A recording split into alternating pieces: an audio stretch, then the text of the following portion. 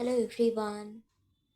আজকে শ্লোকের মামা ভাত, মানে তোমরা তো জানোই অনেক দিন আগেই ওর অন্নপ্রাশন হয়ে গেছে, কিন্তু ওর দিদুনের বাড়িতে ওর ভাত খাওয়া হয়নি।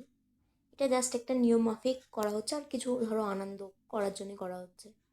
তোমরা তো জানোই যে শ্লোকের মামা নেই, দিদুন আর মণি আছে, কিন্তু মণি থাকে না এখানে। তো মা সকালবেলা উঠেই ওর জন্য সব কিছু রান্না করেছে, আমি গুছিয়ে গাছিয়ে দিয়েছি।